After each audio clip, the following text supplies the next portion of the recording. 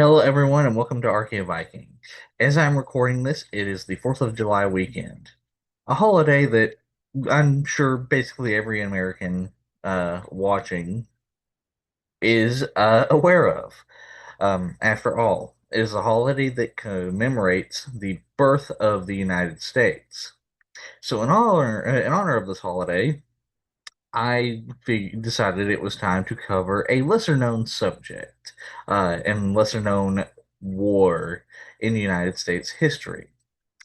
That war and that subject is the Philippine-American War and the rise of United States imperialism in Asia. Now, everyone watching, or I'm sure, is aware to some degree of the nation of the Philippines. And I'm also sure that many people watching, especially the older generation watching, are aware of the Philippines' relationship with the United States, at least tangentially. But what not a lot of people are aware of who are watching this is just how devastating in many ways uh, the United States' early relationship with the Philippines was, especially in reference to the Philippine-American War. And that's understandable. After all, the Philippine-American War is not something that is taught much or even talked about uh, really anywhere in the United States outside of certain academic spaces. It's not taught in public schools, or not talked about in public schools, or if it is, it's brushed over and often overlooked or like thrown to the wayside in favor of teaching the Philippine-American War's more famous predecessor, the Spanish-American War. But that being said, not talking about it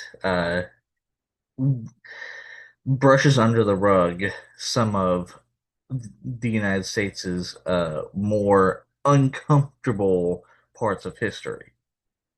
Uh, and that is never a good thing. The United States history needs to be talked about, both the comfortable and the uncomfortable parts.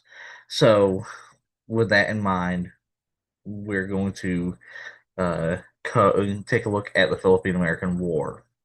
But before we do that, we must first look at the Philippines prior to European colonization, including the colonization of the United States. So, prior to European colonization and the colonization of the United States, the Philippines were home and still are home to a diverse number of ethnic groups, all of which you can see here, which include uh, groups such as the Bajau and the tribes of Palawan, uh, the Igorot, etc., etc. And then also prior to European colonization and the colonization of the United States, the Philippines was made up of multiple powerful maritime kingdoms.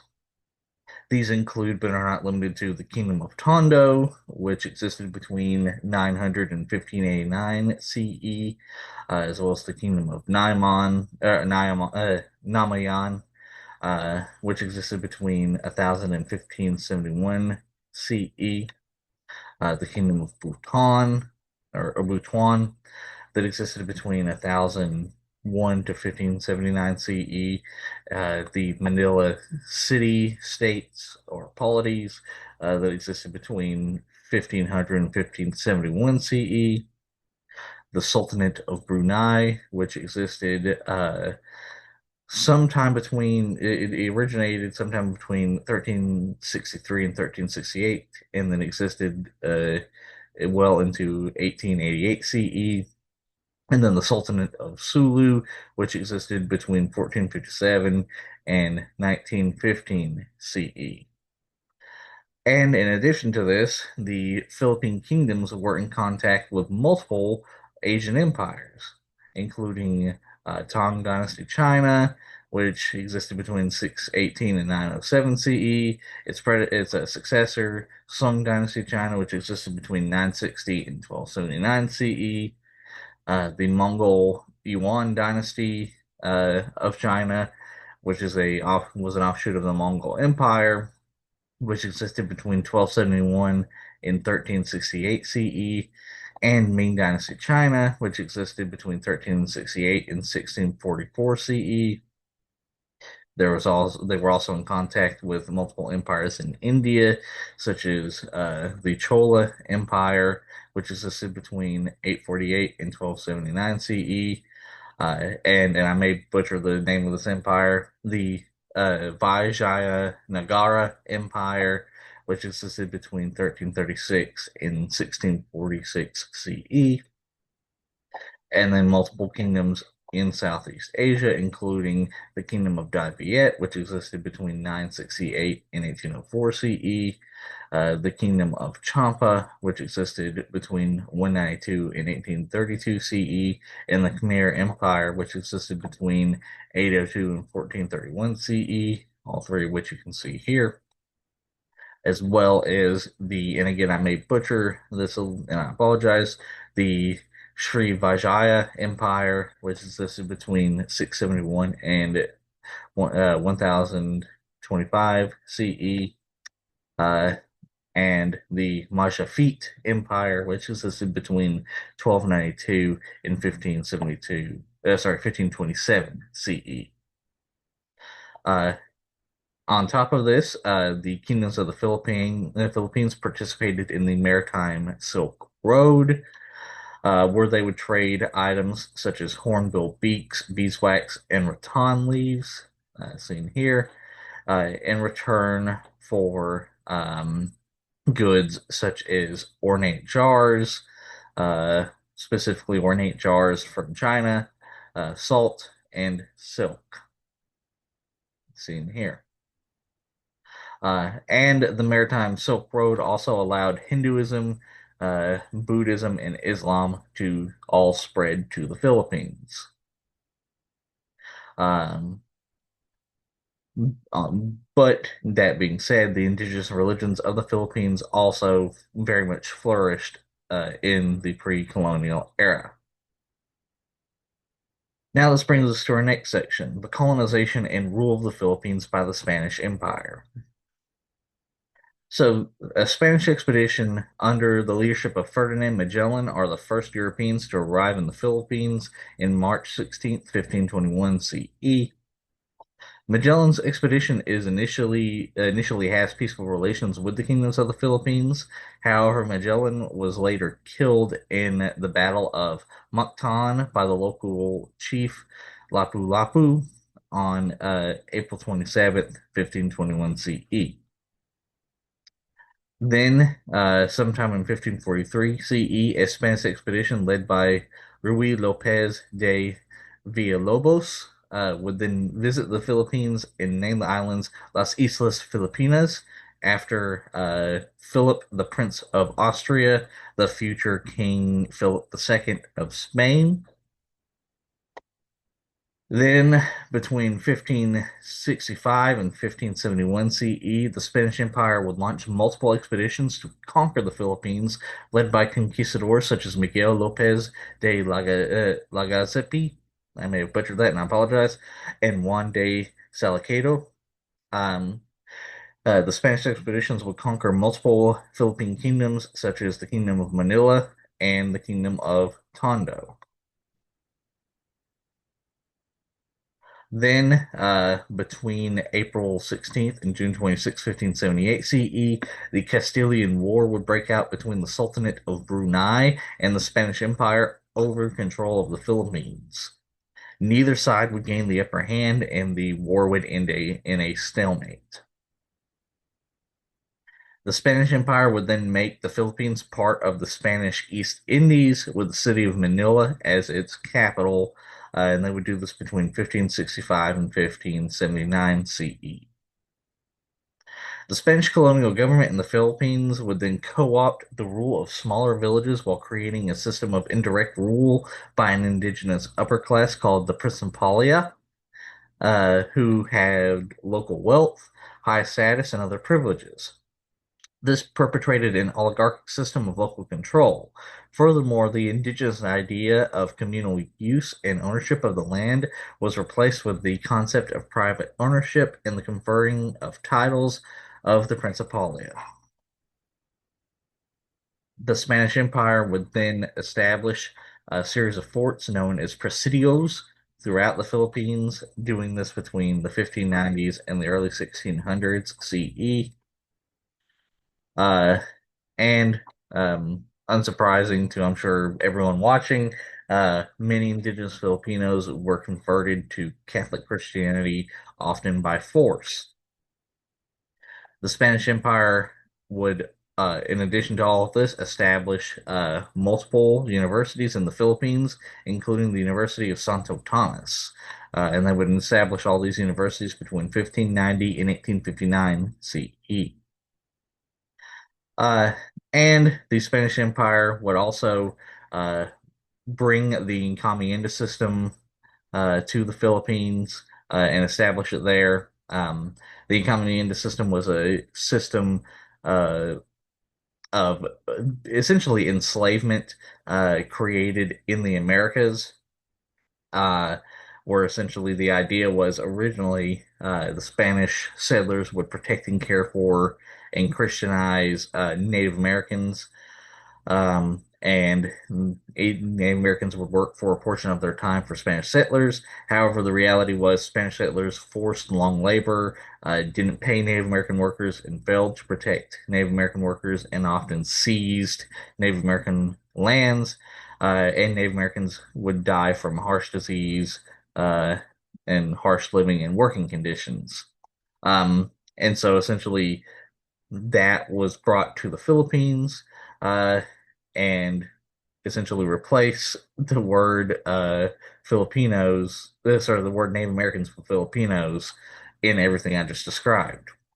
And so, as a result of this, many indigenous Filipinos were enslaved and forced to work on tobacco plantations between 1594 and 1791 CE, when the encomienda system and its successor system, the repartimiento system, which was essentially the encomienda system by a different name, when all both of those institutions were finally completely abolished in 1791 CE.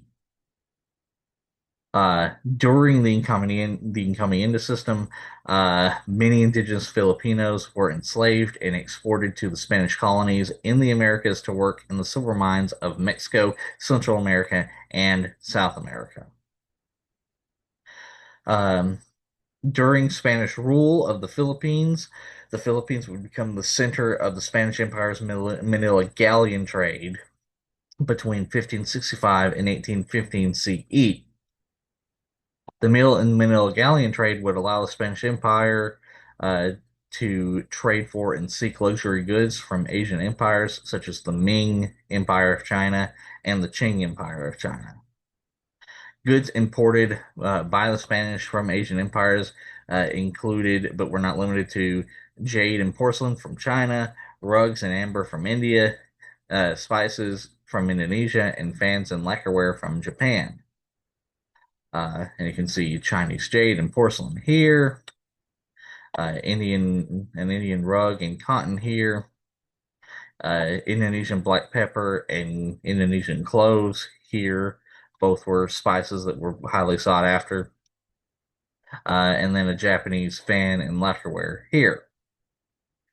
Uh, in return for this, the Spanish Empire would primarily pay for the Asian luxury items with silver mined in the Americas, seen here and here. Uh, Also, the Manila galleon trade would also lead to the introduction of crops from the Americas, such as maize and tobacco, which would then be introduced to the Philippines by the Spanish Empire between 1592 and the 1700s CE. And again, unsurprising to, I'm sure, many people watching this, multiple indigenous Filipino communities would rebel against the Spanish Empire in response to the Spanish Empire's brutal policies. such as the 333-year-long Spanish Moral War, which lasted between 1565 and 1898 CE. Now, of course, not this was not all at once necessarily. There would be sort of breaks in the conflict, but much like say the Hundred Years of War or the 30 Years of War. But generally, this is considered one long continuous conflict. Now, all that being said, the Spanish Empire would eventually decline and weaken as it faced multiple revolutions and lost most of its imperial territory between 1808 and 1833 CE.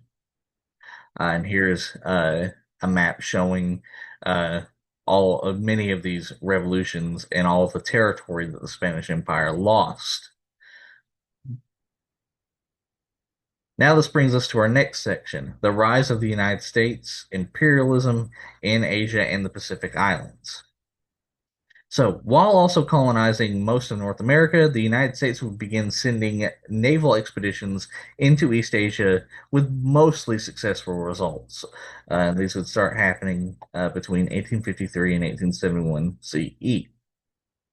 Uh, Between 1852 and 1855 CE, the United States would successfully force Japan to open its foreign borders to foreign traders during the Commodore Perry expedition. And then the United States would help the British Empire, the Russian Empire, and French Empire defeat Imperial China in the Second Opium War, while Imperial China was suffering from a bloody civil war known as the Taiping Uprising. And then, as a result of their victory over Imperial China, would force Imperial China to give the United States favorable trade agreements. And this would happen between 1856 and 1860 CE. And then the United States would attempt to and unsuccessfully would unsuccessfully force attempt to force Joseon Dynasty Korea to open its borders to foreign traders in 1871 CE. Then, between the 1850s, in conjunction with all of this, between the 1850s and 1890s CE, wealthy white Americans would begin to immigrate to the Kingdom of Hawaii to set up sugar plantations. These white Americans would gradually exert large amounts of influence over the Kingdom of Hawaii. Uh, to any citizens of the Kingdom of Hawaii watching, I do know that the correct spelling of Hawaii uh, has the apostrophe between the I's. Unfortunately, when I tried to do this in the PowerPoint, for whatever reason, it was trying to capitalize the second I. So I do apologize. Then between 1882 and the 1890s CE, the United States would begin producing modern battleships such as the USS Atlanta and the USS Boston in order to match the naval power of other European navies, such as the navies of the British Empire and the Spanish Empire. This was being done because the United States Navy was originally made up of outdated ironclad battleships, which were the types of battleships used by all world powers during the uh, time period of the American Civil War. Uh, then, starting sometime around January 20th, 1887, or well, starting before this, the United States would begin to view the control of Hawaii as integral to the defenses of the United States West Coast. And then, after significant pressure by the United States, the Kingdom of Hawaii would allow the United States to begin leasing Pearl Harbor on January 20th, 1887 CE. Then between the 1860s and early 1900s, the pseudoscientific theory known as social Darwinism would rise in popularity. Social Darwinism specifically proposed that the strong should see their wealth and power increase, while the weak should see their wealth and power decrease. Social Darwinism also held the philosophy that white Europeans, including white Americans, were and are inherently superior to non-white groups such as Asian, African and African Americans, Native Americans, Pacific Islanders, etc. Social Darwinism was used by European empires such as the United States and the British Empire, and yes, the United States is a European empire.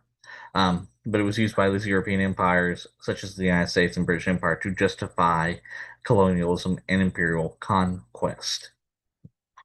And here, right here, is a really sort of the best breakdown of sort of simple breakdown of what social Darwinism, the philosophy of social Darwinism was that I could find. So if you want to pause and sort of read uh, this little graph table, uh, feel free to do so. Then in the 1880s CE, white American philosopher John Fiske would help develop a concept of Anglo-Saxon uh, white American superiority. Um, while ideas of white American superiority certainly existed prior to this, Fiske would specifically use social Darwinist theories to justify his philosophy. And then also in the 1880s CE, white American Christians such as Josiah Strong would advocate for white American missionaries to civilize inferior ethnic groups. Strong specifically wrote a book in 1885 CE called Our Country, Its Possible Future and Present Crisis, where he argued that Anglo-Saxons were the superior race who must Christianize and civilize the savage races, which he argues would be good for the American economy and the lesser races. Then, in 1890 CE, United States Naval Captain Alfred Thayer Mann would develop a military philosophy later known as Manian Doctrine, uh, with this philosophy placing emphasis on a powerful navy as a tool to control international trade and establish the United States as a world power. Uh, Mann's framework places an emphasis on strategic locations, such as choke points, canals, coaling stations, as well as quantifiable levels of fighting power in a fleet. It placed emphasis on the idea that in peacetime, states should increase production and shipping capacities and acquire overseas possessions, though the number of coal fueling stations and strategic bases should be limited to avoid draining too many resources from the mother country. Mann states that the primary mission of a navy is to secure the command of the sea, which would permit the maintenance of sea communications for one's own ships, while denying their use to the enemy, and if necessary, closely supervise neutral trade. Mann stated that control of the sea could be achieved not by destruction of commerce, but only by destroying or neutralizing the enemy fleet, uh, with the strategy specifically calling for the concentration of naval forces composed of capital ships, not too large but numerous, uh, well manned with crews thoroughly trained, and operating under the principle that the best defense is an aggressive offense. Mann contended that with a command of the sea, even if local and temporary naval operations in support of land forces could be of decisive importance. He also believed that naval supremacy could be exercised by a transnational consortium acting in defense of a multinational system of free trade, and Mann believed that good political and naval leadership was no less important than geography when it came to the development of sea power. And here is all of the sources that I got this from. Mann's ideas would resonate with many leading politicians in the United States, including Assistant Secretary of the Navy Theodore Roosevelt. I'm sure everyone's heard of him, and Secretary of the Navy Hillary A. Herbert. Then between 1887 and 1894 CE, wealthy white Americans would launch multiple rebellions against the Kingdom of Hawaii, each time seizing more privileges for white Americans and taking away the rights of Native Hawaiians. Eventually, white Americans would launch a coup d'etat and overthrow the Kingdom of Hawaii, Afterwards, the white Americans would establish the Republic of Hawaii with the hope of eventually annexing Hawaii into the United States, with this coup d'etat specifically happening between 1893 and 1894 CE. Uh, while all of this was all going on, Secretary of State John W. Foster and John L. Stevens, the chief American diplomat in Hawaii, would begin to actively work for the annexation of Hawaii. After the overthrow of the Kingdom of Hawaii, Stevens would then send in a United States military detachment to support the new government and prevent a power vacuum that might open the way for the Japanese Empire. This detachment consisted of 162 United States sailors and Marines from the USS Boston, and they would be specifically sent into Hawaii on January 16th, 1893 CE. Then, between 1897 and 1898 CE, President William McKinley would officially annex the Kingdom of Hawaii into the United States as the territory of Hawaii. All right, now this brings us to our next section, the Philippine Revolution. So, between 1887 and 1892 CE, Jose Rizal would write novels such as Touch Me Not to expose Spanish abuses in sociopolitical and religious aspects. Rizal would then create the La Liga Filipina, or the Philippine League, a Filipino association, or sorry, the Filipino League, a Filipino association organized to seek reforms in the colonial government. However, Rizal would then be arrested and exiled by the Spanish government a few days after the Liga was established.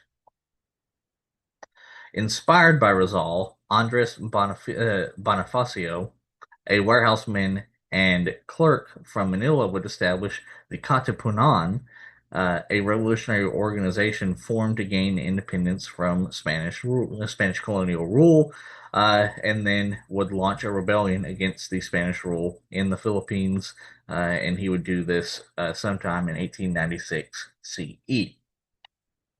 The Spanish Empire would then, on December 30th, 1896 CE, execute Rizal in response to the outbreak of the rebellion.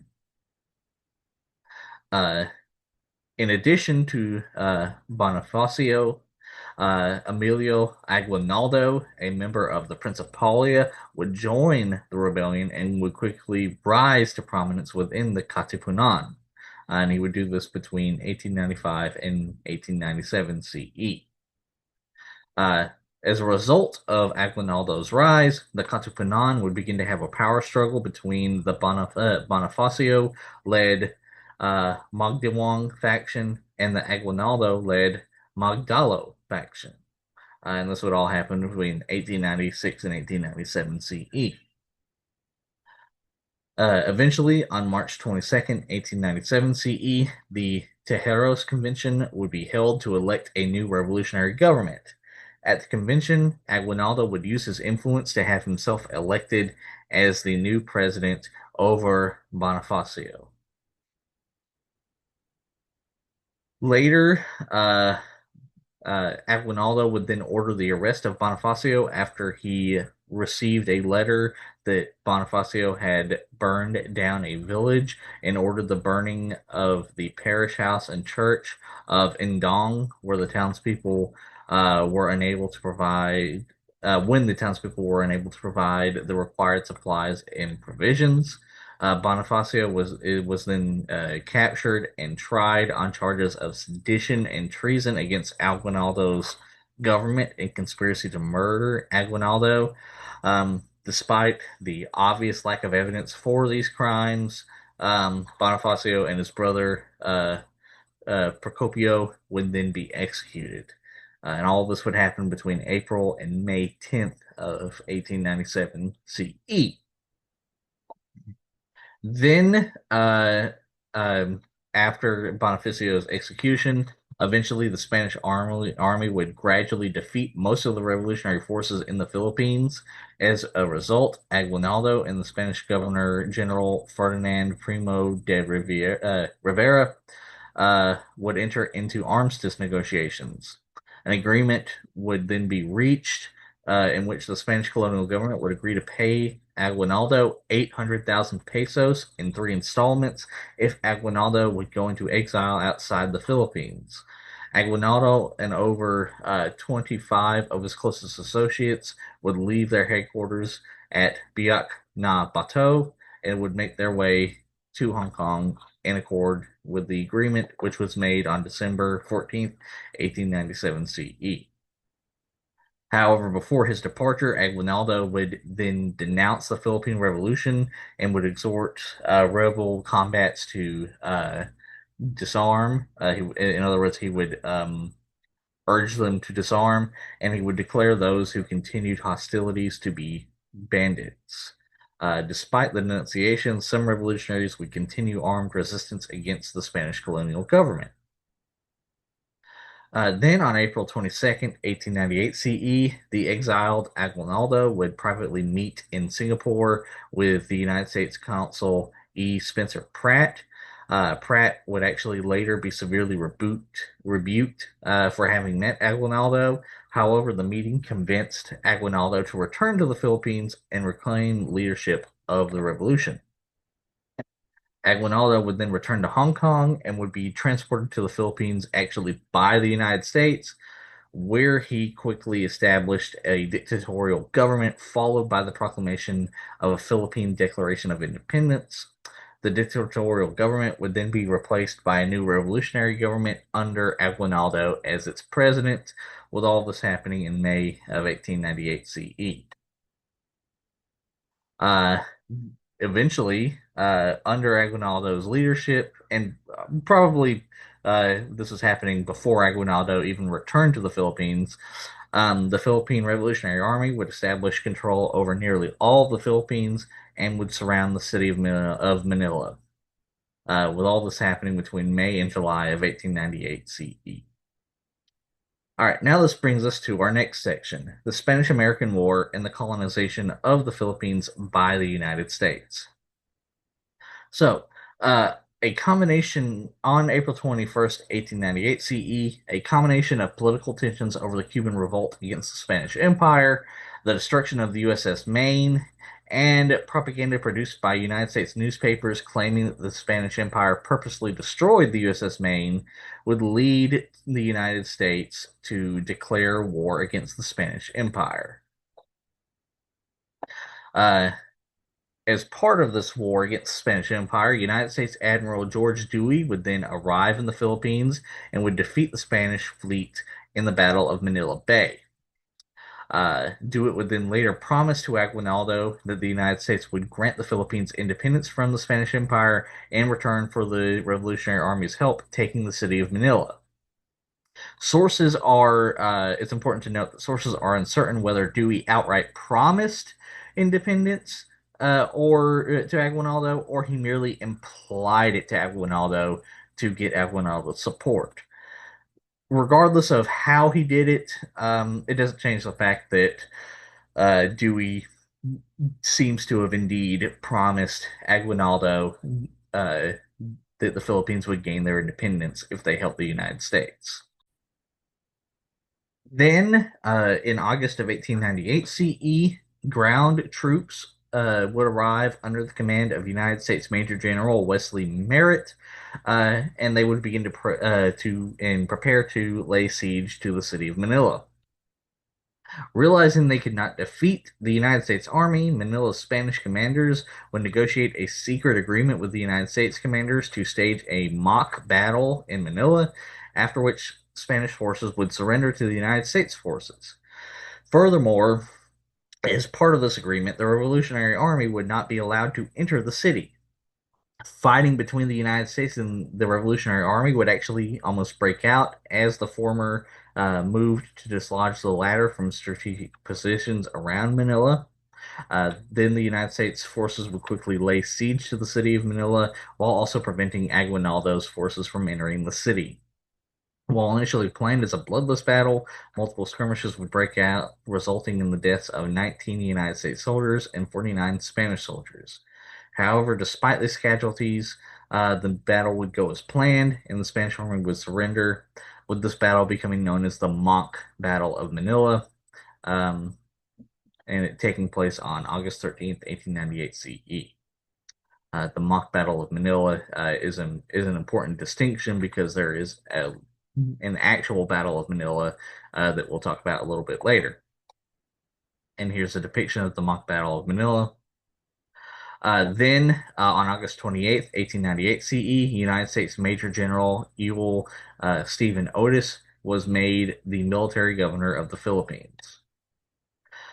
By the late 1890s CE, the Spanish Empire had become significantly weaker than the United States, and this was due both to economic failure and the loss of most of its imperial territory as a result of multiple revolutions.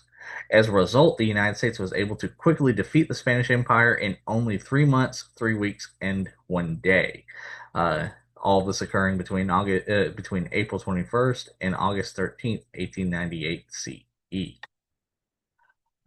Which you can see on both these maps that I just showed. With defeats in Cuba and the Philippines and its fleets in both places destroyed, the Spanish Empire then sued for peace.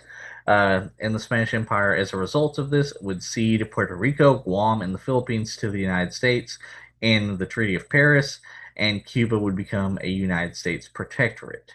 This would officially end the Spanish-American War on December 10th, 1898 CE. Uh, as a result of the victory against the Spanish in the Spanish Empire, McKinley's imperial ambitions would grow very quickly. Then, on December 21st, 1898 CE, McKinley would issue a proclamation of benevolent assimilation of the Philippines, with the proclamation reading in part, and I quote, finally, it should be the earnest wish and paramount aim of the military administration to win the confidence, respect, and affection of the inhabitants of the Philippines by assuring them in every possible way that full measure of individual rights and liberties, which is the heritage of free peoples, and by proving them to the mission of the United States is one of the of benevolent assimilation, substituting the mild sway of justice and right for arbitrary rule. And here's where I got this excerpt from.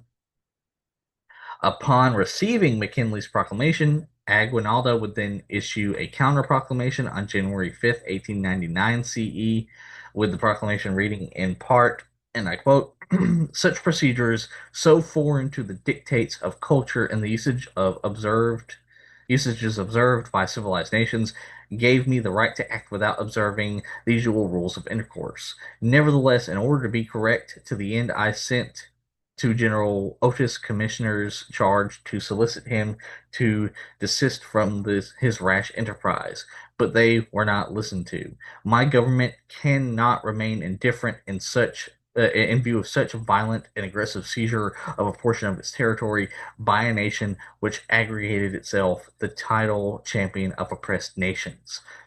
Thus, it is that my government is disposed to open hostilities if the American troops attempt to take forcible possessions of the Visayan Islands.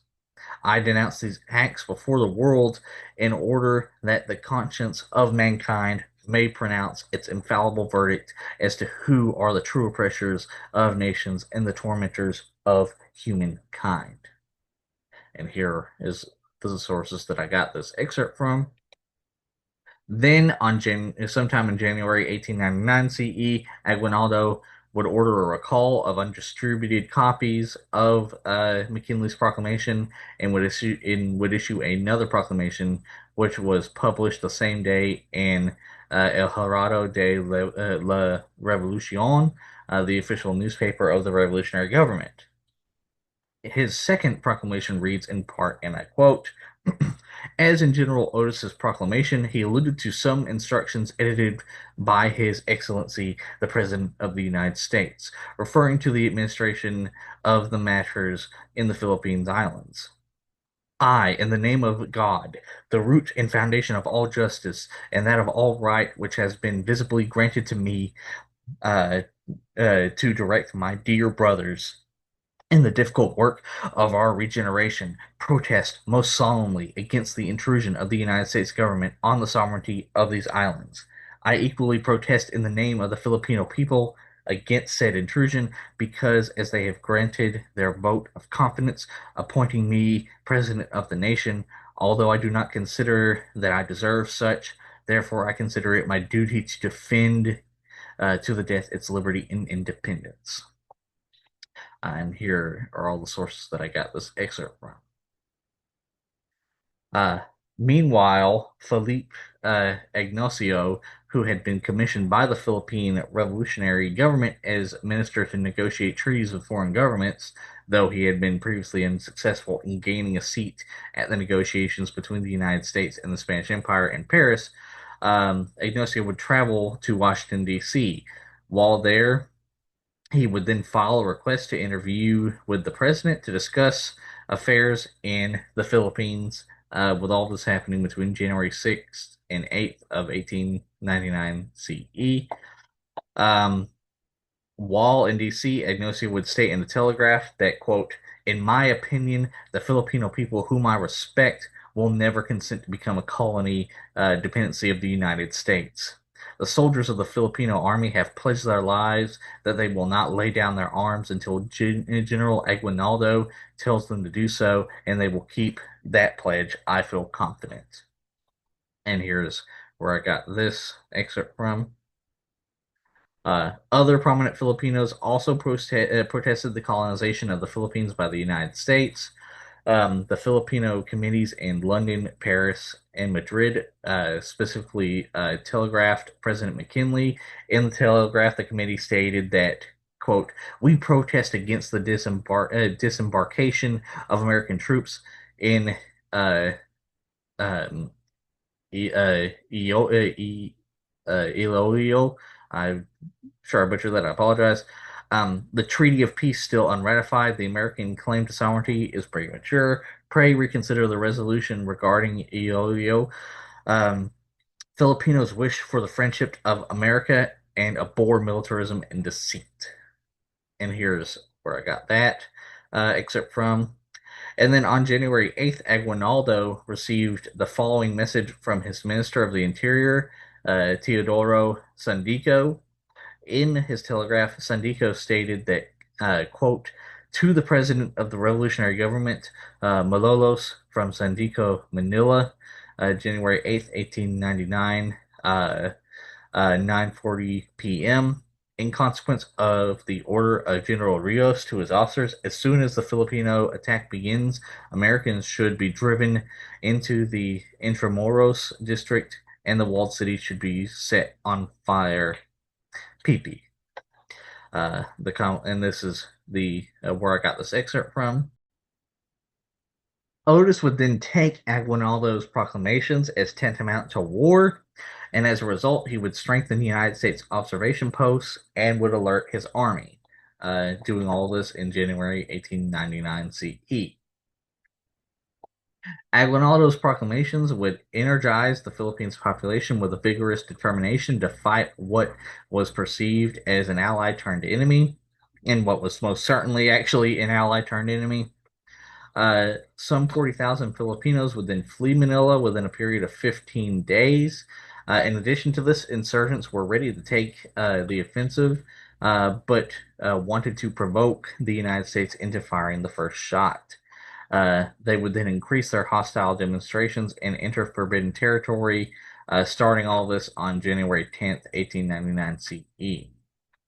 Their attitude is illustrated by an extract from a telegram sent by Colonel Caillas to Aguinaldo on January 10th, 1899 CE. The telegram states that it was, quote, most urgent. An American interpreter has come to tell me to withdraw our forces in Maitubig 50 paces.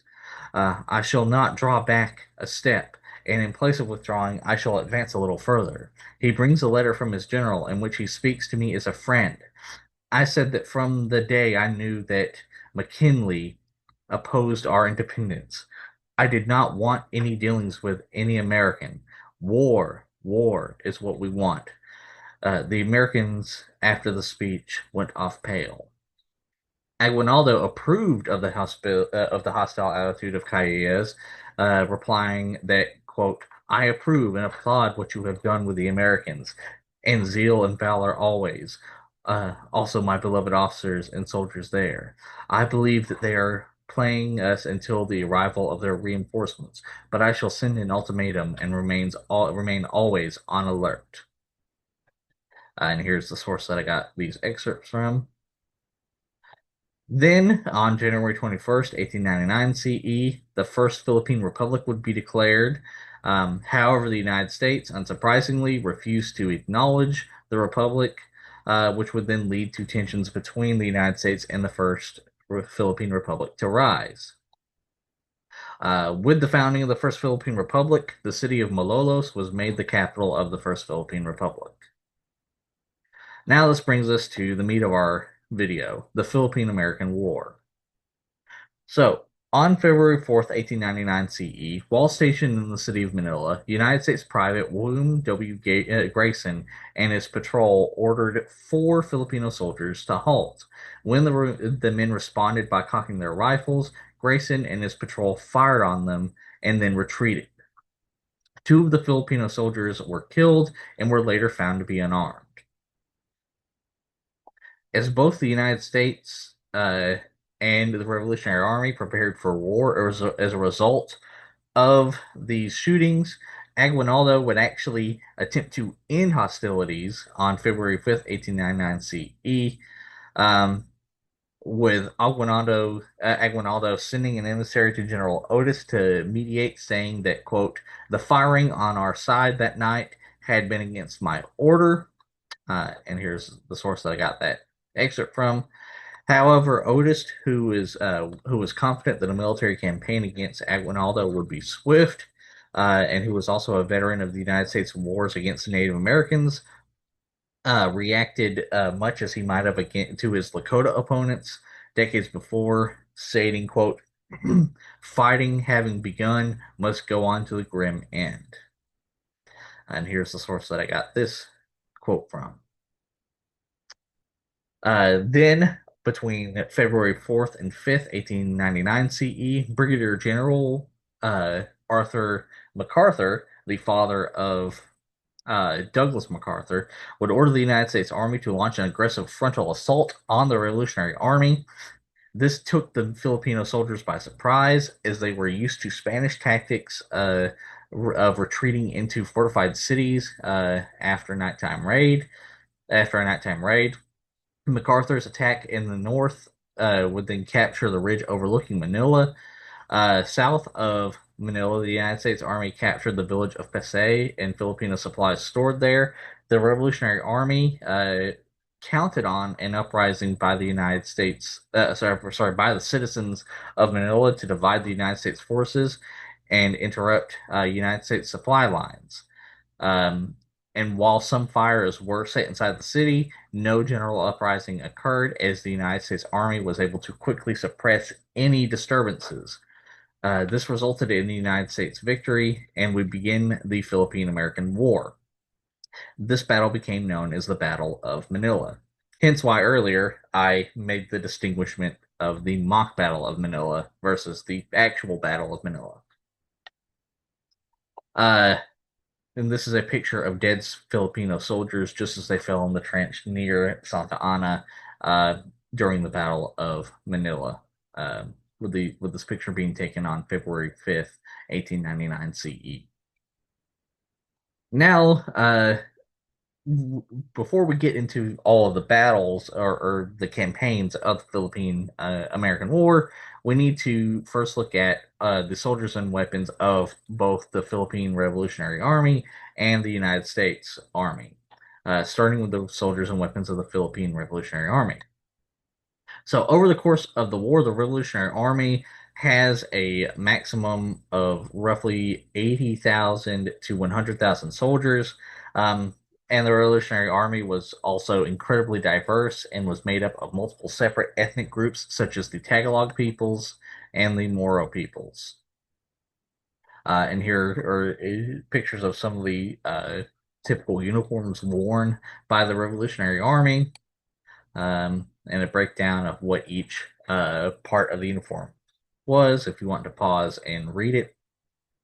And here are pictures of some of the uniforms worn by the officers of the Revolutionary Army.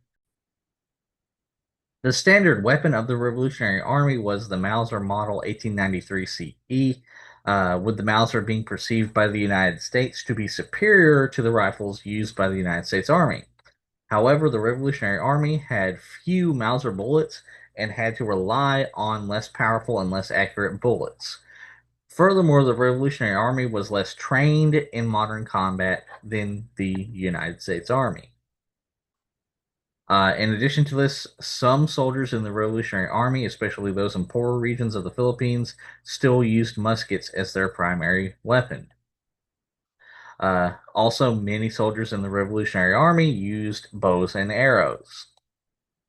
Uh, the Revolutionary Army used a variety of sidearms, including the Colt single action revolver and the Mauser C96. Uh, Also, the Revolutionary Army used sidearms that they had captured from the Spanish Empire, such as the Spanish Lafaux Model 1863 CE pinfire revolver, which actually look at that's such an ugly looking revolver compared to the other pistols we looked at. Sorry, I just had to point that out. For mid-range combat in the the Revolutionary Army used spike bayonets and spears. And for close combat, the Revolutionary Army used a variety of knives and swords, including bolo knives, crysknives, the parang sword, the Kampilan sword, the Dahong Palay sword, and the parang short sword or knife, the Galok sword, among many others. And the Revolutionary Army would use several types of artillery, such as the Nordenfelt gun, which was a type of organ gun, the Krupp gun, the Ordonez uh, gun, which was a coastal battery, a cannon used to defend coastal fortifications, and the Lantaka, which were small caliber cannons used primarily to defend small Filipino villages. Then there's the soldiers and weapons of the United States Army, with the United States Army generally looking something like this during the Spanish-American War. And over the course of the Philippine-American War, the United States would mobilize roughly 22,000 to 44,000 soldiers, including roughly 6,000 American soldiers. The standard issue rifle for the United States Army was the Springfield Model 1892 CE Krag Jorgensen rifle. But in addition to the Krag Jorgensen rifle, the United States Army used several other rifles, including the Colt Burgess rifle and the Model 1895 CE Lee Navy rifle, as well as the Springfield Model 1873 CE trapdoor rifle. For mid-range combat and close-range firearm combat, the United States Army used the Winchester Model 1897 CE trench gun and the Winchester Model 1887 CE shotgun. The standard sidearm of the United States Army was the Colt Model 1892 CE revolver, which was a more powerful version of the single action Army revolver. Though, in addition to the Colt Model 1892 CE revolver, the United States also used several other pistols, including the Colt single action Army revolver, and the Smith and Wesson Model 3. And towards the end of the Philippine-American War, the United States Army would begin using the Colt Model 1900 CE semi-automatic pistol, which would then, of course, be replaced with more and more modern versions well into the modern day, such as the Glock and the Desert Eagle, etc., etc. For mid-range hand-to-hand combat, the United States Army used the models 1892 through 1898 CE Krag bayonet, uh, which is the beginnings of the modern bayonet that we would see in World War One and World War Two. For close range hand-to-hand combat, the United States Army would use the Bowie knife and, to a lesser degree, the Model 1860 light cavalry saber. And the United States would use several types of artillery, such as the Model 1875 CE mountain gun and the 3.2-inch gun Model 1897 CE. They would use the Gatling gun, which I'm sure everyone watching, or at least many people watching, are very familiar with, as well as the Model 1895 CE Colt Browning machine gun. And something that before researching this video, I was not aware even existed. They would also use the Sims Dudley dynamite gun, a gun specifically designed for throwing dynamite. And of course, with that being said, the United States Army would utilize multiple types of explosives, such as dynamite and the Ketchum hand grenade. And in addition to this, the United States Navy utilized multiple heavily armored battleships, such as the USS Brooklyn and the USS Charleston, and would also utilize smaller gunboats, such as the USS Pampanga and the USS Petrel, to blockade towns and patrol smaller waterways in the Philippines, such as rivers and bays. Now this brings us to the first campaign of the Philippine-American War, the Manila Campaign. So after the Battle of Manila, the United States Army would begin to pacify the region around Manila, with the United States Army pushing north, east, and south from Manila to split the Revolutionary Army and seize key towns, with the United States Army doing all of this between February 4th and March 17th, 1899 CE. During this campaign, initially the Revolutionary Army would employ conventional military tactics typical of an organized armed resistance.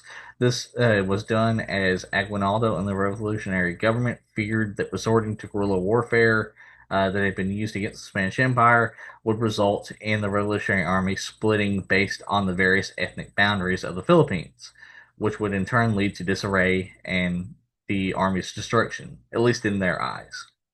As we'll see a little bit later, that's not necessarily the case. Uh, in contrast, the United States Army would quickly adopt a strategy of rapidly advancing on and overwhelming the battle lines of the Revolutionary Army. And this tactic, as we already discussed in the Battle of Manila, was effective in causing chaos among the Revolutionary Army, as Filipino soldiers had no experience against such aggressive tactics. During this campaign, the United States Army would defeat the Revolutionary Army in multiple battles, such as the Battle of Calhoun on February 10th, 1899 CE, and the Second Battle of Calhoun between February 22nd and 25th, 1899 CE. Now this brings us to the Iloilo campaign. The United States Navy would begin seizing control of important islands in the Philippines between February 8th and May 19th, 1899 CE. The city of Iloilo on Panay Island would be occupied on February 11th, 1899 CE. And again, I apologize for continuing to butcher the name of the city. And the city of Cebu on the island of Cebu would be occupied on February 26th, 1899 CE. The city of Bacolod on the island of Negros would be occupied on March 10th, 1899 CE, and the island of Jolo itself in the Sulu archipelago would be occupied on May 19th, 1899 CE. Then, on August 20th, 1899 CE, the United States would sign a treaty with the Sulu Sultanate, known as the Curran-Bates Treaty, with the treaty's provisions including the recognition of U.S. sovereignty over Sulu and its dependencies, mutual respect between the U.S. and the Sultanate of Sulu, moral autonomy, and non-interference with the moral religion, a pledge that, quote, the U.S. will not sell the island of Jolo or any other island of the Sulu archipelago to any foreign nation without the consent of the Sultan. Sultan Jamal ul Karam and his local chiefs uh, were to receive monthly payments in return for flying the American flag, American flag, and for allowing the United States, the right to occupy the lands on the island. The Sultan did not want to acknowledge United States sovereignty over his land, but was pressured to accept it by his prime minister and advisor, Haji Butu Abdul Bagwi, and two of his top-ranking local chiefs, Datu Joel Kanaran and Datu Kalbi. And here is the sources that got the provisions of the treaty from. And here is a map of the Sultanate of Sulu, the Sulu Sultanate, seen right here. Now, this brings us to the Malolos campaign. So, starting on March 17th, 1899 CE, General Otis would dispatch a force to pursue operations against Aguinaldo's forces north of Manila. The United States Army would march, specifically would march along the Ferrocarril de Manila Dagupan Railroad between March 24th and August 16th, 1899 CE. And the United States Army during this march would defeat the Revolutionary Army in the Battle of Malinta on March 26, 1899 CE, and the Battle of Marilao River on March 27, 1899 CE. The United States Army would then defeat the Revolutionary Army at Malolos and would capture the city. However, Aguinaldo and his government had already fled the city prior to the battle, with this battle taking place on March 31st, 1899 CE. Then, on April 23rd, 1899 CE, a battalion of United States cavalry was briefly defeated by the Revolutionary Army before being reinforced by more United States soldiers, and this would allow the United States to win what would become known as the Battle of Quingua.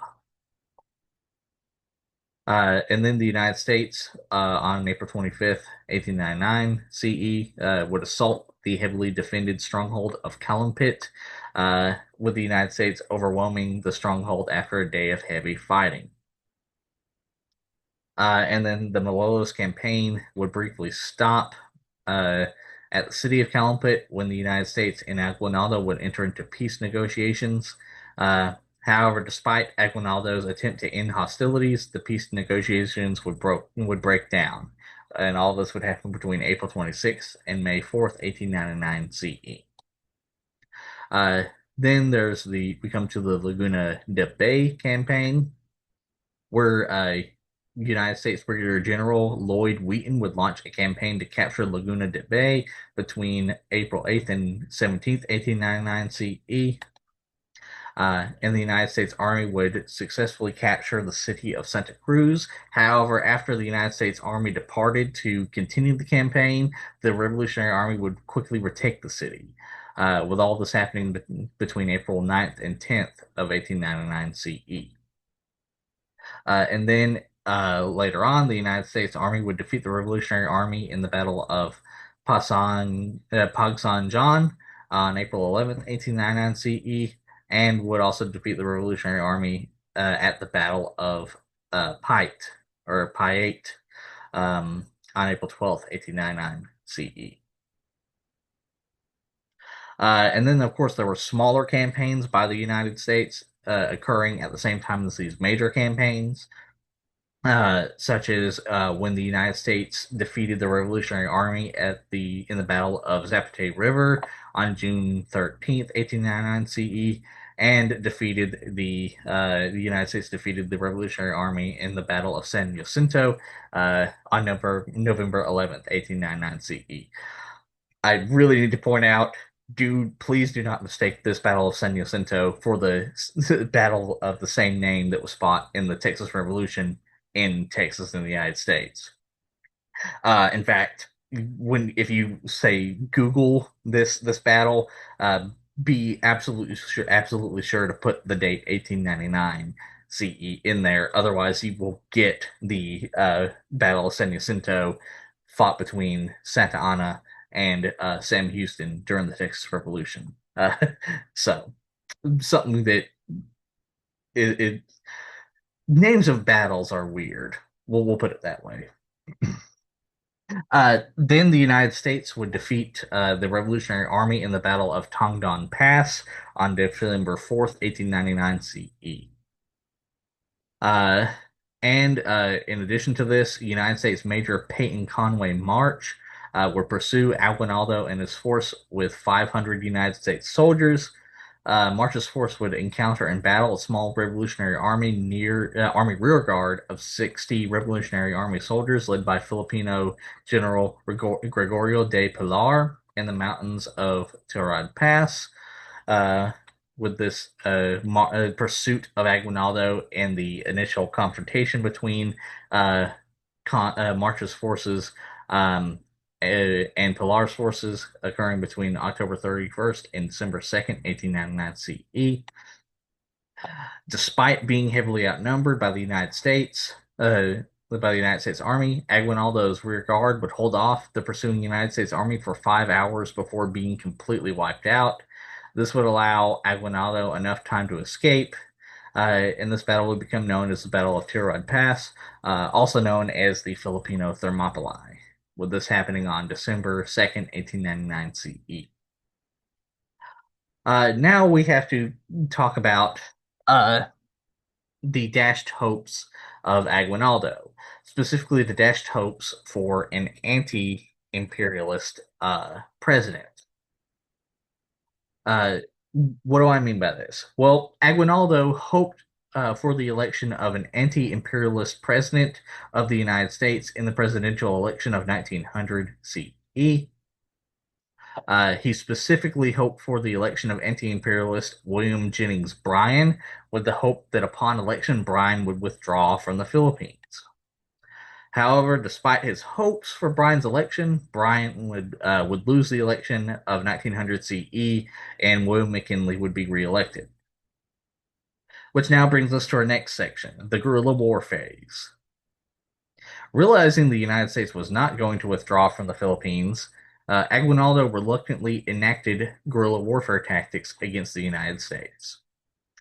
Uh, with the start of these guerrilla warfare tactics, the Revolutionary Army would actually begin to see some success, such as when the Revolutionary Army launched a surprise attack against a detachment of United States infantry in the town of Catubig, and then would force them to abandon the town after a 4-day siege, with this event becoming known as the Siege of Catubig, and occurring between April 15th and 19th of 1900 CE. The Revolutionary Army would then successfully defend a fort at Macahambus Hill from the United States Army. They did this through a combination of cannon fire, rifle fire, and the use of cunning defensive measures, including booby-trapped pits concealed with foliage and bristling with sharpened bamboo spears, which inflicted heavy casualties on the advancing United States soldiers. This would then force the United States Army to retreat, ending the Battle of Macahambus Hill in a victory for the Revolutionary Army on June 4th, 1900 CE. Then the Revolutionary Army would successfully repel 300 United States soldiers and several United States gunboats at the Battle of Mabitak on September 17th, 1900 CE. As a result of the guerrilla warfare conducted against the United States, Major General Arthur MacArthur would become the new military governor of the Philippines, and subsequently, MacArthur would then place the Philippines under martial law on December 20th, 1900 CE. MacArthur would then announce that the guerrilla abuses would no longer be tolerated. Guerrillas who wore no uniform but peasant dress and shifted from civilian to military status would be held accountable. Secret committees that collected revolutionary taxes and those accepting United States protection in occupied towns while assisting guerrillas would be treated as quote, war rebels and war traitors. Filipino leaders who continued to work towards Philippine independence would be then deported to Guam, seen here.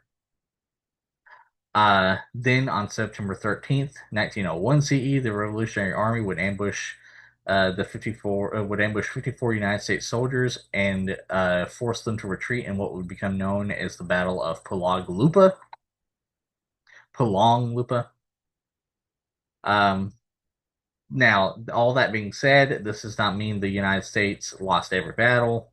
Um, for example, on March 5th, 1901 CE, the United States Army learned of a planned ambush by a contingent of the Revolutionary Army, and then the United States Army would proceed to massacre roughly 400 Revolutionary Army soldiers and what would become known as the Lannoy Massacre.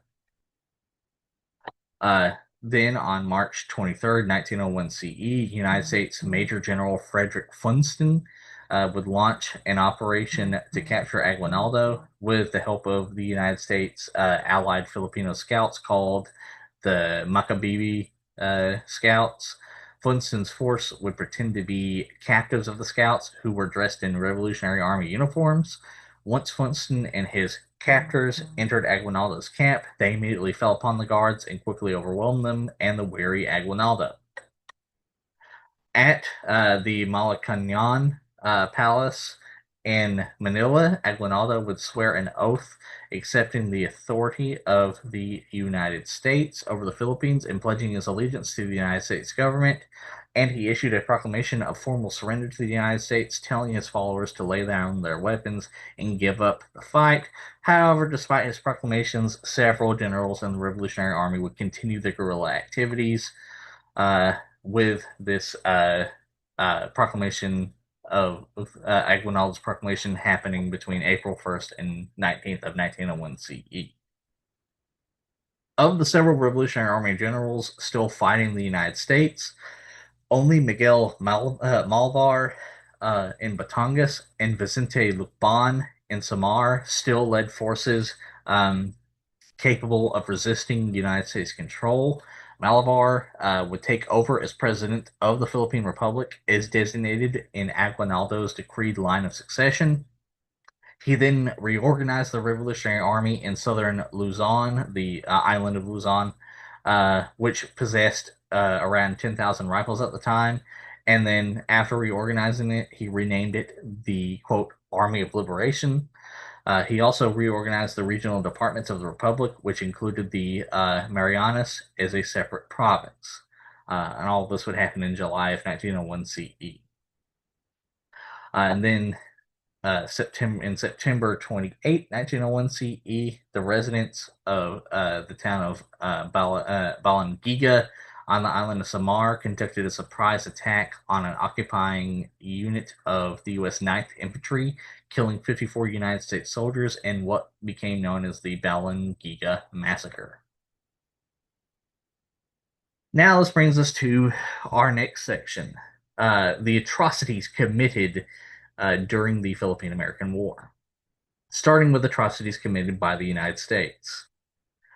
So, throughout the war, numerous atrocities were committed by the United States military, including the targeting of civilians. American soldiers and other witnesses sent letters home to describe these atrocities. In 1901, the Manila correspondent of the Philadelphia Ledger wrote that, quote, the present war is no bloodless opera buffet engagement. Our men have been relentless, have killed to exterminate men, women, children, and prisoners and captives, active insurgents, and suspected people from lads of 10 up. The idea prevailing that the Filipino, as such, was little better than a dog. And here's where I got this excerpt from. Um, a letter from a soldier from New York reports that, quote, the town of Titatia was surrendered to us a few days ago, and two companies occupy the same. Last night, one of our boys was found shot and his stomach cut open. Immediately, orders were received from General Wheaton to burn the town and kill every native in sight, which was done to a finish. About 1,000 men, women, and children were reported killed. I am probably growing hard-hearted, for I am in my glory when I can sight my gun on some dark skin and pull the trigger. And here's where I got that. excerpt from. And then Corporal Sam Gillis stated that, quote, we make everyone get into his house by 7 p.m. We only tell a man once. If he refuses, we shoot him. We killed over 300 natives the first night. They tried to set the town on fire.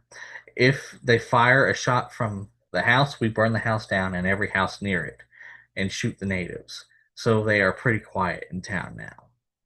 And here's the source that I got this excerpt from. Enraged with the Giga massacre in Samar, Brigadier General Jacob H. Smith would then order Major Lieutenant Waller, commanding officer of a battalion of 315 United States Marines assigned to Smith's force in Samar. He would order them to kill all persons who, quote, who were capable of bearing arms in actual hostilities over the age of 10 years old. And he made this order on December 8th, 1901 CE. As a result of this order, all food and all trade in Samar were cut off, and the widespread destruction of homes, crops, and draft animals occurred with the intention of starving the Revolutionary Army and the civilian populace into submission. In a report, Waller stated that over an 11-day period, his men burned 255 dwellings, shot 13 carabaos, and killed 39 people. Later estimates put the death toll at roughly 2,500 Filipinos killed. And all this would happen between December 8th, 1901 CE and February 22nd, 1902 CE. To the credit of the United States, a little bit. Smith was convicted at his court martial in the United States, but as I said, only a little bit because he was not convicted for murder or other war crimes. Instead, he was convicted for, quote, conduct to the prejudice of good order and military discipline. The court martial found him guilty and sentenced him to, quote, be admonished by the reviewing authority. Essentially, he was given a slap on the wrist. Though later, to appease outrage by American anti-imperialists, Smith was forced to retire. With all this happening in May of 1892, May of 1902 CE. During the Philippine-American War, the United States used a variety of torture methods, including hanging, whipping, and a form of torture known as the water cure, which was essentially waterboarding, which you can see depictions of here and here. Multiple sources describe the water cure. For example, Lieutenant Grover Flint says during the Philippine-American War, quote, a man is thrown down on his back and 3 or 4 men sit or stand on his arms and legs and hold him down.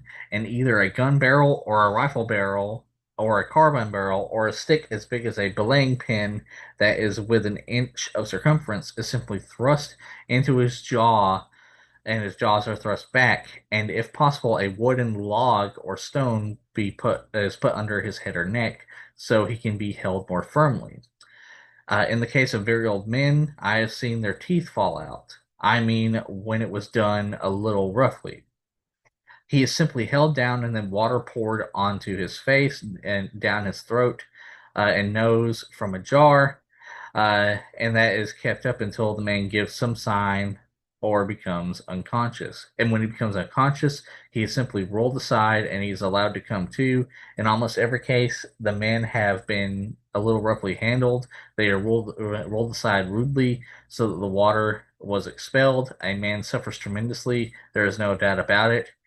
His sufferings must be that of a man who is drowning but cannot drown. And here's where I got that excerpt.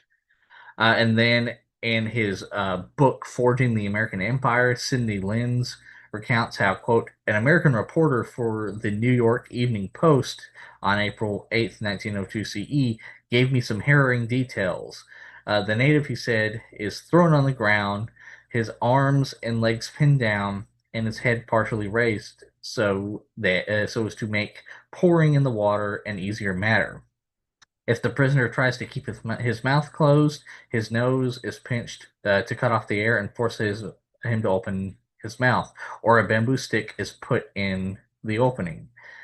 In this way, water is steadily poured in 1, 2, 3, 4, 5 gallons until the body becomes an object frightful, object frightful to contemplate. In his condition, of course, speech is impossible, so the water is squeezed out of the victim, sometimes naturally, and sometimes, as a young soldier with a smile told the correspondent, quote, "We jump on them to get it out quick." One or two such treatments, and the prisoner either talks or dies. And here is where I got that excerpt from. Uh, On top of all this, United States Brigadier General James Franklin Bell would take command of American operations in Batangas and in the Batangas and Laguna provinces. In response to Filipino General Miguel Malavar's guerrilla warfare tactics, Bell would employ counterinsurgency tactics, and all civilians would be given identification papers and forced into concentration camps. With all this happening in late 1901 CE. Civilians interned in the camps would often fall ill with a multitude of diseases, including cholera, beriberi, smallpox, and bubonic plague. Many Filipino prisoners also faced starvation. In one instance, 1,300 prisoners were executed in Batangas over a period of weeks after being forced to dig their own graves before being shot and killed by the United States soldiers. These victims were members of the Katipunan Society, and the executions were justified in order to preserve food rations, as keeping the prisoners alive would have, or supposedly would have, forced soldiers guarding them to be low on rations or even be starved, which I'm sure, at least I don't believe, and I'm sure no one believed at the time, and probably doesn't believe as they're watching this video. Between January and April of 1902 CE, roughly 8,000 people died in the camps out of a population of roughly 300,000. Some camps experienced mortality rates as high as 20%. And here's a picture of a man from Batangas riddled with beriberi contracted in a United States Army concentration camp, with a photograph taken in 1902 CE. Now we need to look at atrocities committed by the Revolutionary Army, because there were some. The Revolutionary Army committed multiple atrocities against the United States, such as firing on United States surgeons, chaplains, ambulances, hospitals, and wounded soldiers. In one instance, several crewmen of a landing party from the CS Recorder were fired upon and later disemboweled by the Revolutionary Army, while the Revolutionary Army displayed a flag of truce.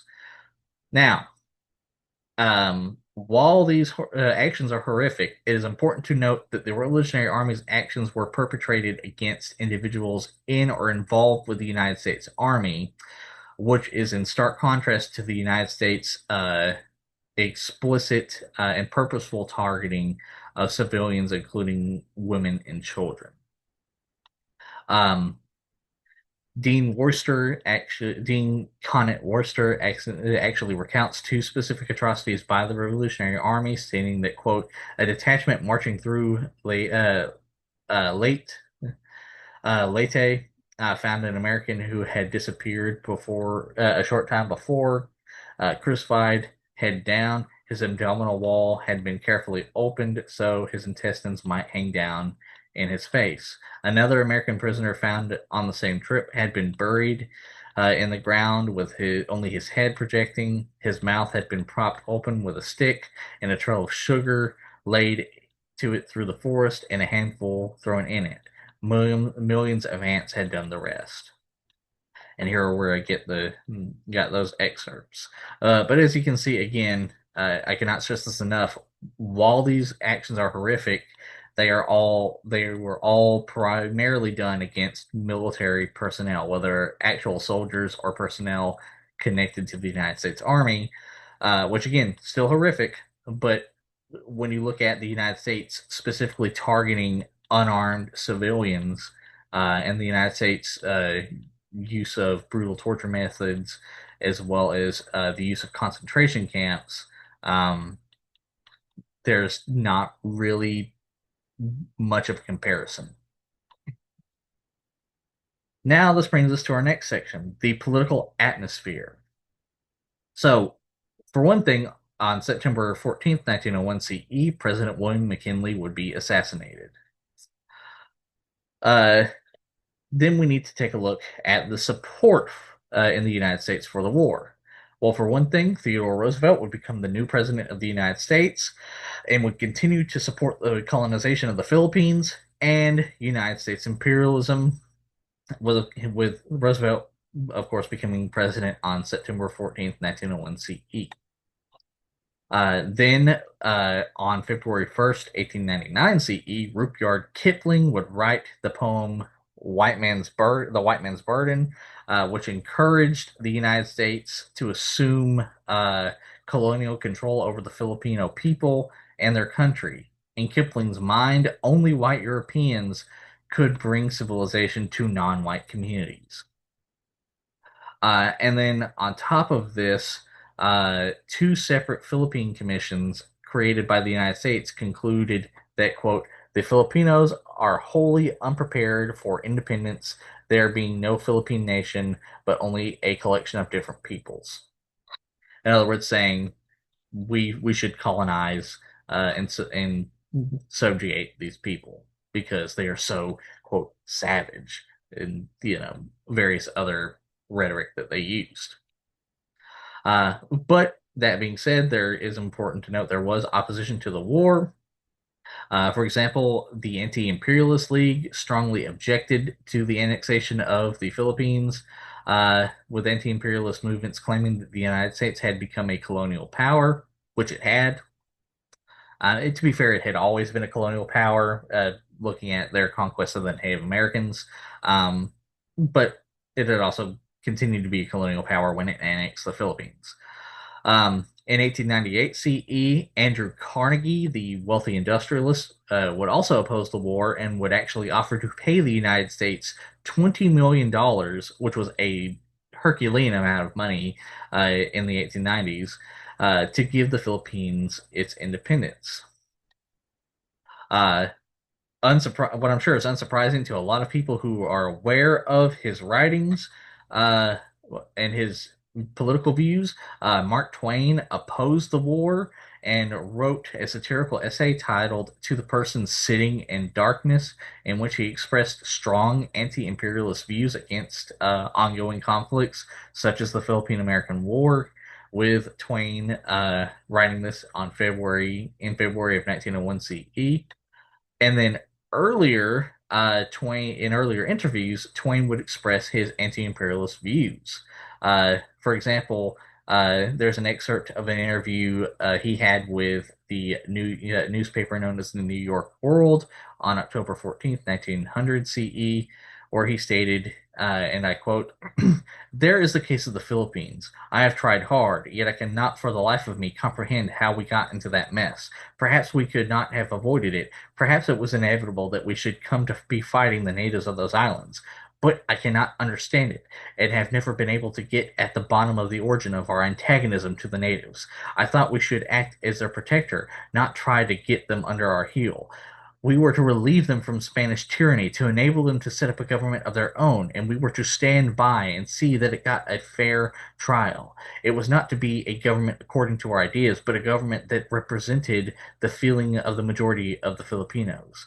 A government according to Filipino ideas that would have been a worthy mission for the United States. But now, why we have got into a mess, a quagmire from which each fresh step renders the difficult extrication immensely greater, I am sure I wish I could see what we were getting out of it and all it means to us as a nation. And here's where I got that excerpt from. On top of this, many African American soldiers in the Philippine-American War began viewing the indigenous Filipinos as fellow victims of white oppression and were horrified at the atrocities committed against them by the United States Army. In fact, some American soldiers, such as David Fagan, seen here on the right, would even defect to the Revolutionary Army, becoming officers in the Revolutionary Army. In fact, accounts of the Revolutionary Army describe the exploits of Fagan. Specifically, Filipino General Alejandrino stated that, quote, I had heard narrations of the feats and valor of the intrepidity of Fagin, but his most outstanding characteristic was his moral hatred of the American whites. They told me that when Fagin went with his guerrillas, whenever he was on horseback, it was a sign of advance or resistance, but when he got down from his horse, his soldiers already knew it was a sign of retreat. I asked him for the reason for this custom, and he answered me that while advancing in search of an enemy or while fighting, he did not want to tire his legs unnecessarily. But when it came to retreating, he had to leave the horse behind because his feet are faster than those of the horse. Besides, he could squeeze himself into and pass places which a horse could only go with great difficulty.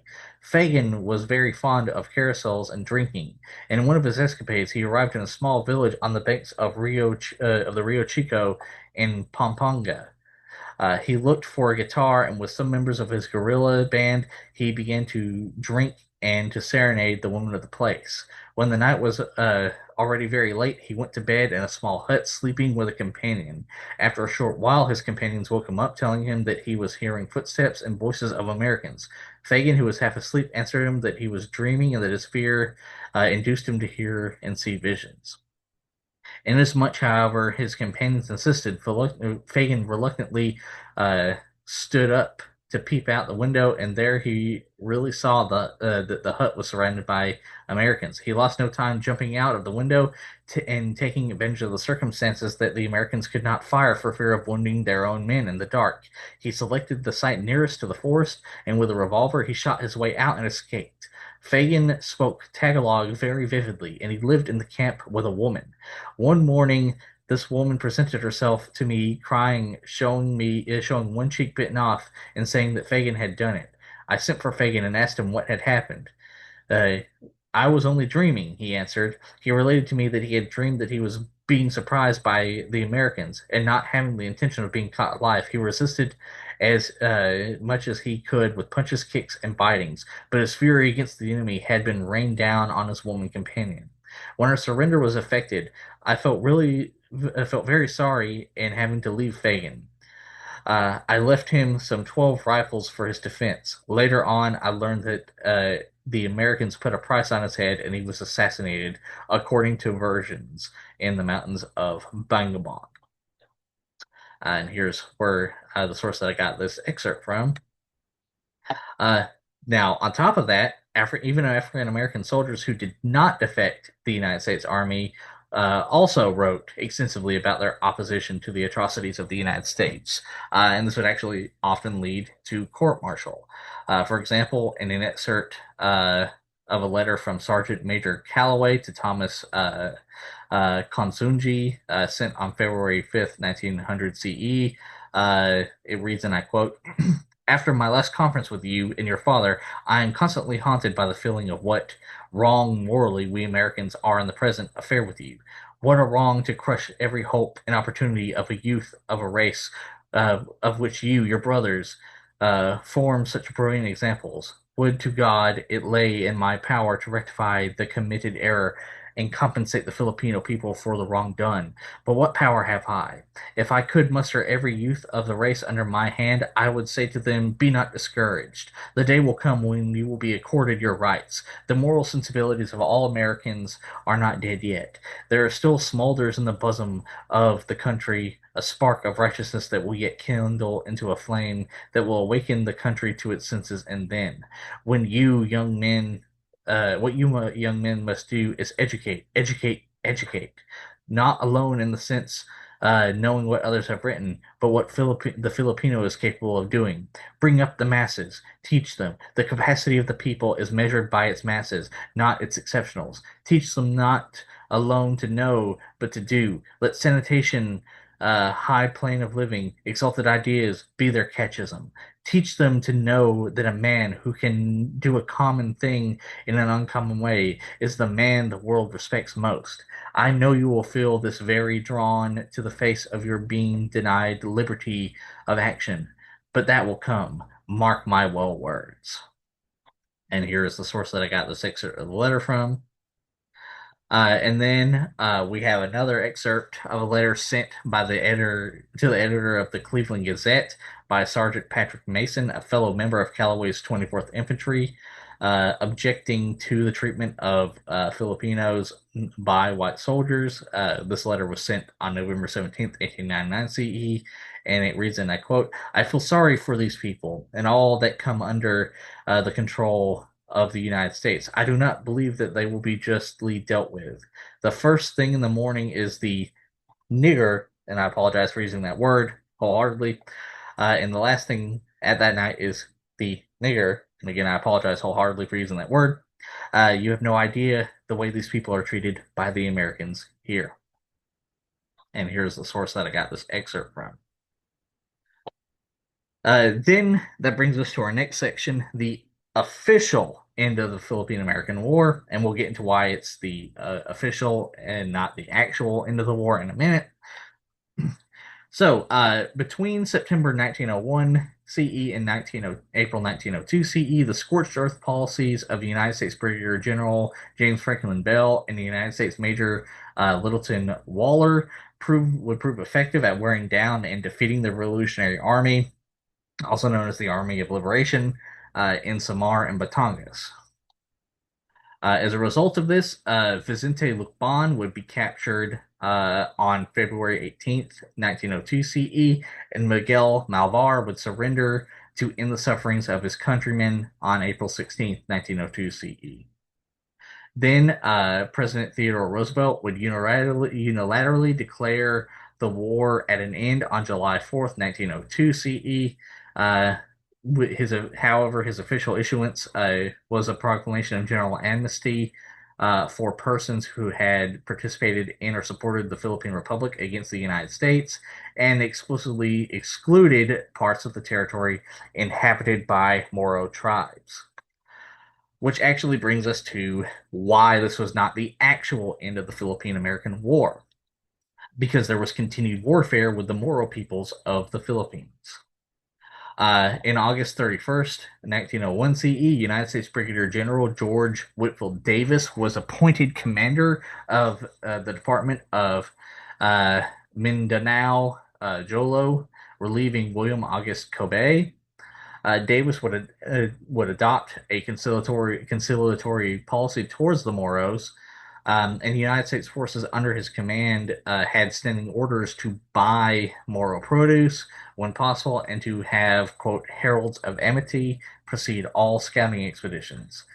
Peaceful Moros were not to be disarmed, and polite reminders of the United States anti-chattel slavery policy were allowed.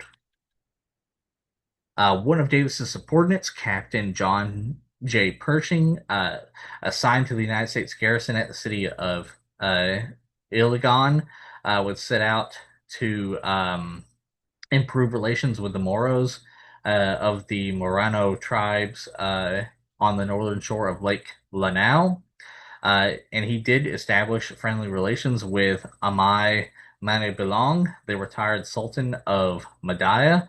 Although retired, Manibilong was the single most influential person among the inhabitants of the northern shore of the lake, and his alliance did much to secure American standing in the area, with all this happening between 1901 and 1902 CE. However, despite Davis's and Pershing's attempts at diplomacy, many of the United States soldiers were veterans of the United States wars against Native Americans who had brought the only good Indian is a dead Indian mentality with them to the Philippines, with civilize them with a crag becoming a similar catchphrase.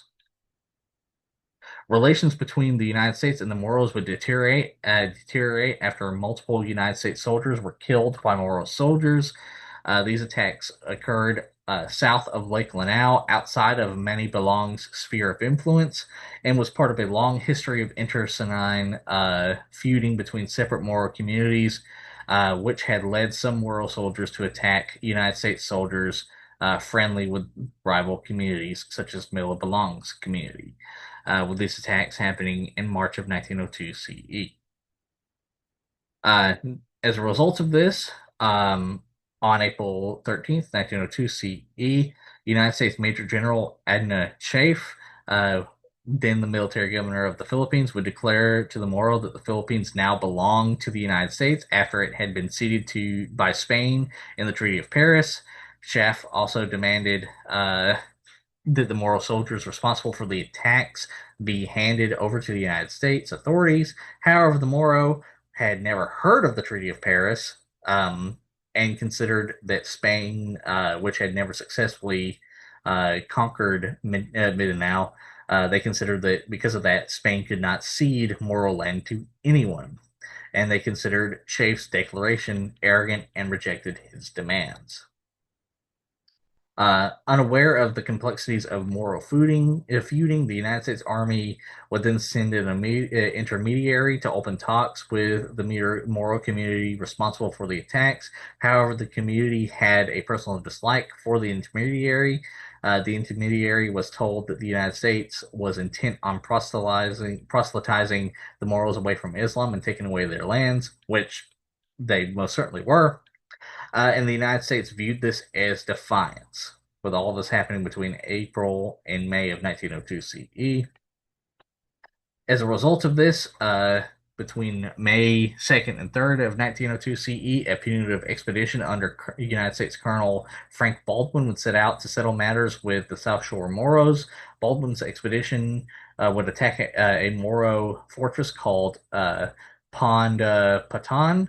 After a hard-fought siege, Baldwin's force would use ladders and moat bridging tools to break through the Moro fortifications, and a general slaughter of the Moro defenders would follow, with this event becoming known as the Battle of Ponda Patan, also known as the Battle of Bayon, and would initiate large-scale warfare between the United States and the Moro people. With large-scale warfare between the Moro peoples and the United States continuing for over a decade, from 1902 to 1913 CE. With the defeat of the Philippine Republic, though, the United States would then cancel the Kiram-Bates Treaty with the Sultan of Sulu, with the United States claiming that the Sultan had failed to quell the Moro resistance and that the treaty was a hindrance to the effective colonial administration of the era, with the termination of this treaty happening on March 2nd, 1904 CE. Then, between March 5th and 8th, 1906 CE, 1,000 Moros, including women and children, would fortify themselves in an extinct volcanic crater on Mindanao and would battle several hundred United States soldiers. The Moros were able to hold the United States off for several days. However, the United States soldiers eventually used their artillery to break through the fortifications and would begin an indiscriminate slaughter of the Moros. All but 6 of the Moro were killed, with this event becoming known as the Moro Crater Massacre. And here is a depiction of that massacre. As you can see, it's absolutely horrific. Then, between June 11th and 15th, 1913 CE, the United States Army would battle 800 Moro soldiers fortified at the top of Mount Bagsak on the island of Jolo in the Sulu province. The United States would storm the fortifications and massacre most of the Moro warriors. And while smaller skirmishes would continue after this battle, this was the last major battle against the Moro peoples, with this event becoming known as the Battle of Bud Bagsak. All right, now this brings us to our next section, the aftermath of the Philippine-American War. So, as a result of the Philippine-American War, the Philippines were now fully under the control of the United States and will remain a colony of the United States for 4 decades. And depending on the region of the Philippines, this was from 1902 to 1946 CE or 1913 to 1946 CE. Because again, some parts of the Philippines kept fighting until 1913 CE.